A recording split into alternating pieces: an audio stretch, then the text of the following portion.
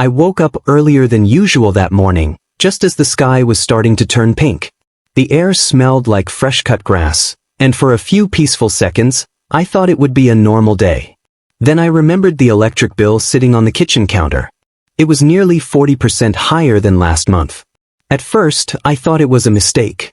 My house runs almost entirely on solar. In fact, I usually make money by selling excess power back to the grid. So why was I paying more? Curiosity turned into suspicion. I grabbed my coffee, opened my power monitor app, and froze. My solar array had been running at full capacity all night. That didn't make sense. I don't run heavy appliances overnight.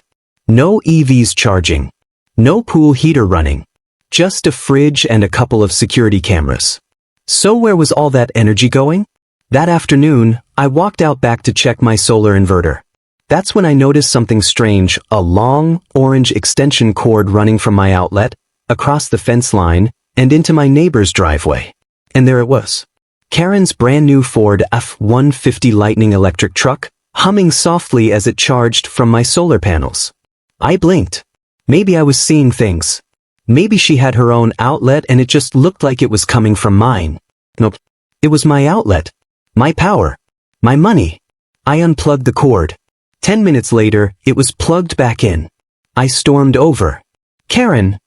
I shouted. She was sitting on her porch, sipping iced tea like she was queen of the neighborhood. "What's up?" she asked lazily, not even getting up. "You're draining power from my solar system." I snapped. "You didn't ask, and you sure as hell aren't paying for it." She rolled her eyes. "Oh, relax. It's renewable energy. You've got plenty to share." My jaw dropped. "This isn't a community outlet. It's my grid." Karen shrugged, completely unfazed. "Well, if you've got extra, why let it go to waste? Consider it a good deed for the neighborhood." That was it. No apology. No offer to pay. Just pure entitlement. I unplugged her truck again and walked away, fuming. That night, I set up my smart meter to send real-time usage data to my phone. I wanted proof. Sure enough, around 11 p.m., my app pinged, "Power usage spiked." I quietly peeked out the window. There it was, the orange cord, back in place, Karen's truck charging away. By morning, she had drained nearly 80 kilowatt hours, enough to power my house for 2 full days. This wasn't just rude. This was theft. I confronted her again the next morning, this time with screenshots. "Look," I said, shoving my phone toward her, "this is my usage overnight. You're draining my system." Karen barely glanced at the screen. "Take it up with the HOA. They'll agree with me. We're supposed to share resources." That's when it clicked. This wasn't about electricity. This was about control. Karen wasn't just a neighbor, she was the HOA treasurer. And she clearly thought that gave her the right to take whatever she wanted. I went back inside and sat down at my kitchen table. If Karen wanted a fight, she had just started one. 2 days later, an envelope appeared in my mailbox with the HOA logo stamped across the front in bold red letters. Notice of Community Energy Compliance. As per HOA guidelines, all solar grid owners must provide reasonable access to neighbors who request to charge electric vehicles. Failure to comply may result in fines. I almost laughed. There were no such guidelines.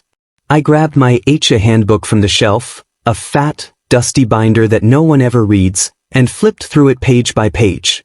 Landscaping rules, trash pickup schedules, mailbox paint colors, but not a single word about solar power sharing. This wasn't a policy. This was Karen making up rules to justify using my house as her personal charging station. That was the last straw. The next Tuesday evening, I showed up at the HOA meeting, handbook in one hand and electric bill in the other. The meeting was held in the community clubhouse, a beige little building that always smelled faintly of burnt coffee. Residents sat in metal folding chairs, murmuring about lawn violations and noise complaints. Karen sat at the head of the table, wearing her HOA polo shirt like she was running for office. The smug look on her face told me she already thought she'd won. "Next item," the HOA president said, glancing at the agenda. "Energy sharing dispute between Karen and Mr. Johnson." Karen folded her arms and smirked. "Yes, I'd like to remind the board that as a community, We should share resources.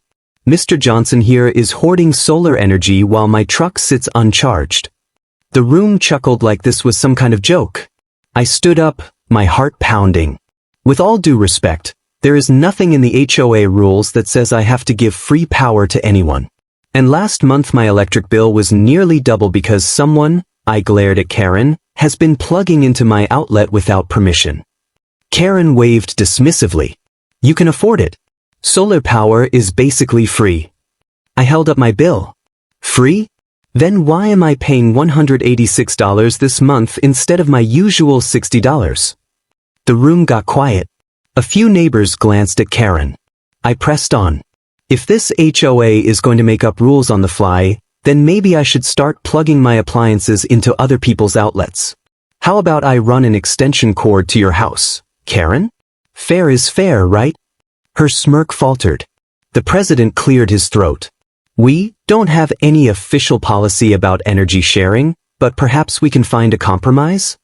No compromise, Karen snapped. He has extra power. He should share it. That's the community spirit. I clenched my jaw. This wasn't going to be solved in a meeting.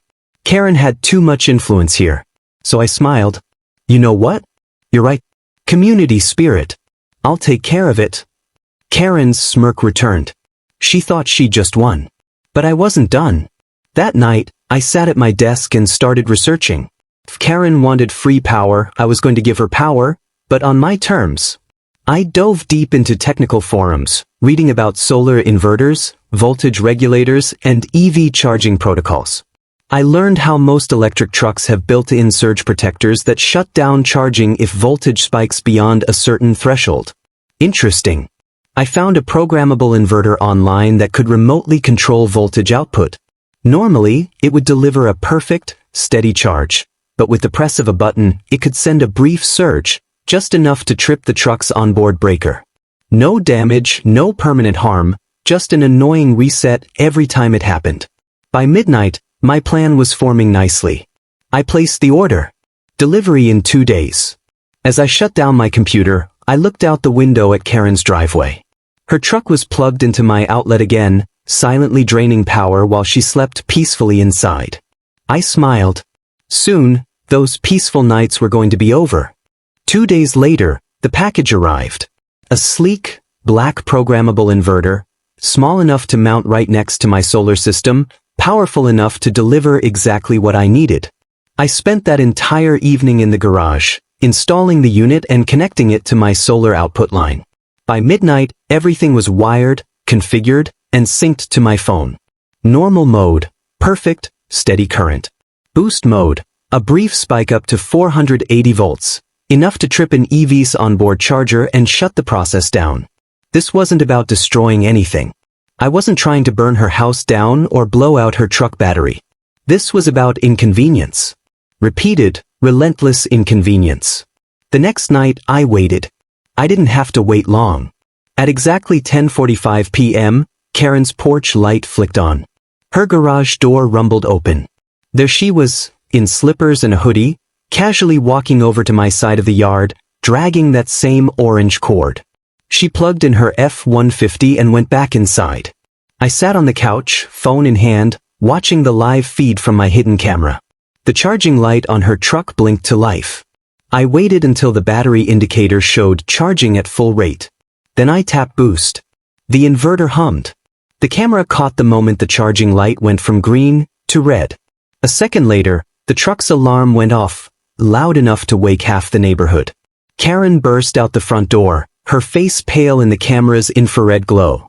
She ran to the truck, frantically tapping her key fob, trying to shut it up. I switched back to normal mode. The alarm stopped. She checked the plug, scratched her head, and went back inside. 5 minutes later, she tried again. Boost. Red light. Alarm. Panic. This time she yanked the cord out completely, paced around the driveway, then plugged it back in like she was daring the universe to mess with her again. Boost. Alarm. I nearly fell off the couch laughing. For the next 20 minutes, it became a game. Plug in. Boost. Alarm. Panic. Reset. Repeat. Finally, she gave up and stomped back inside, leaving the truck unplugged. But I wasn't finished. The following night, she tried again, this time during the day, when she thought I wouldn't notice. Boost. This time, she screamed so loud I could hear it through my closed windows. By the third night, she had started recording the truck with her phone, probably thinking she'd catch me in the act somehow. Too bad for her, there was nothing to catch. From the outside, it looked like her truck was just malfunctioning randomly. And honestly, maybe Ford tech support would agree.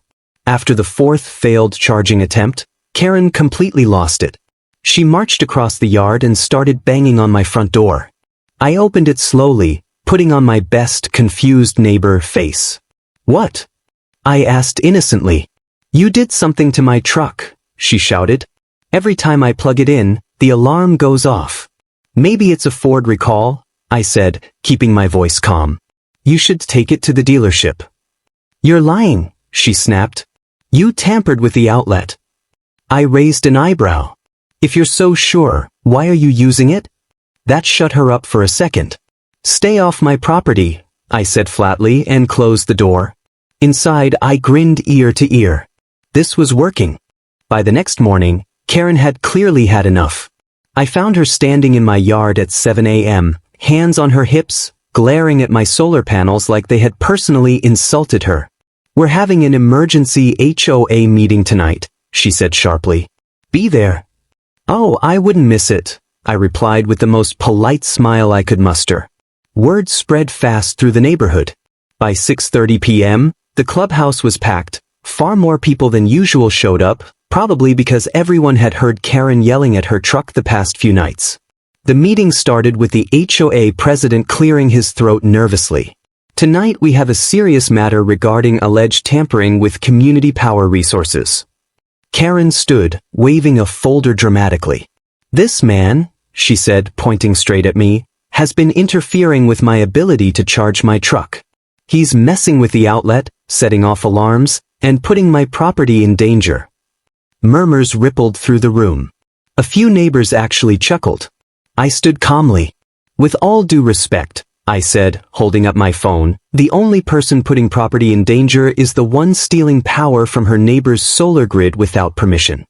I tapped the screen and displayed my power usage data on the projector, a perfect spike every night Karen had charged her truck. "This is theft," I said plainly. "And if anyone here thinks I'm making this up, here's video footage of her plugging into my outlet at 11 p.m., 2 a.m., even during the middle of the day." A few gasps went around the room. Someone whispered, "Wow, she really did that?" Karen's face flushed bright red. "I have the right to charge," she shouted. "We're supposed to share resources." "He's selfish." One of the older neighbors raised her hand. "Karen, sharing is one thing. Stealing without asking is another. We all pay our own electric bills." Another neighbor chimed in. "Yeah, I thought that truck was yours, Johnson. Didn't realize she was just mooching power." The room slowly began to turn against her. Karen slammed her folder down on the table.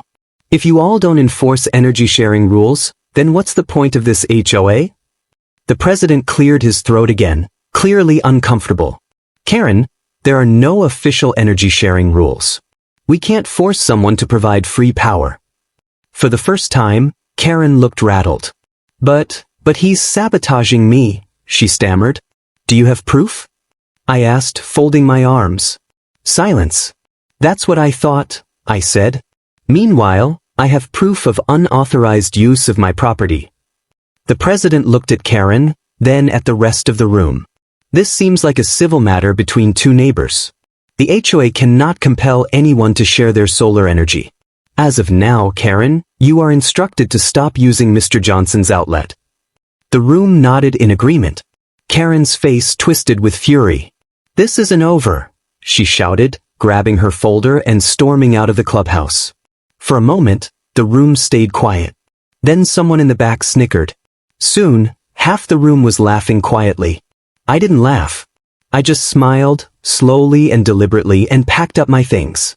When I stepped outside, the evening air felt a little cooler, a little sweeter. Karen was standing near her driveway, arms crossed, glaring at me as I passed. "You think you've won?" she hissed. I didn't even stop walking. "No, I said over my shoulder. I just think you've finally lost. The morning after the HOA meeting, the neighborhood felt different. For months, Karen had been the queen bee of the block, the kind of person who could tell you your mailbox paint shade was non-compliant and fine you for it. But now, she was just another neighbor. And everyone knew it. I caught a glimpse of her standing by her truck later that week. She wasn't charging it. She wasn't even driving it. The bright blue F-150 sat there like a giant lawn ornament. Word around the block was that Karen had taken it to the dealership after the mysterious charging issues. The techs had told her repeated charging interruptions had caused the truck's battery management system to glitch out. Repairs weren't cheap. She didn't say a word to me for days. She didn't have to. The silence was delicious. But the real victory came at the next monthly HOA meeting. The president cleared his throat, glanced at the agenda, and said, "Item 2, new bylaw proposal regarding solar energy usage." He read aloud from a printed sheet. Effective immediately, all solar energy systems within the community shall be considered private property. Unauthorized use, tampering, or connection without the owner's consent will be subject to fines. The room murmured in approval. Several neighbors nodded. One even clapped quietly. Karen sat stone-faced in the corner, arms crossed, glaring at the table. I raised my hand. "So, just to be clear, that means no one can plug into my outlet without my permission, right?" "That's correct," the president said. "Violations will result in fines and possible legal action." I smiled. "Well, I support this measure." The vote passed unanimously. Even Karen didn't bother raising her hand in protest. It was official. From that day forward, my solar grid was completely off-limits, and if anyone so much as looked at my outlet the wrong way, the HOA would actually back me up. Karen didn't dare plug in again. The next weekend, I was out mowing the lawn when I saw her truck sitting dead in the driveway. She was on the phone, pacing, clearly frustrated. I walked by and gave her a polite nod. "Truck still giving you trouble?" I asked. She glared at me but didn't say a word. "That's too bad," I said casually. "You know, sometimes power surges can mess with the battery management system. Hope you get it fixed." Her jaw tightened. She knew. Oh, she definitely knew. But she couldn't prove a thing. And that was the beauty of it. For the next month, Karen barely left her house. She stopped attending HOA meetings. The orange extension cord disappeared from sight. And my electric bill? Back to normal, actually better, thanks to all the energy I'd saved from not charging her truck every night. One evening, just as the sun was setting, I grabbed a beer and sat on my porch, looking out at my solar panels quietly soaking up the last of the light. For the first time in weeks, the neighborhood was quiet. Peaceful. And then, like fate was rewarding me, Karen's truck alarm randomly went off one last time. I raised my bottle in a silent toast. Justice had been served, with a little creativity, a dash of technology, and 480 volts of poetic payback.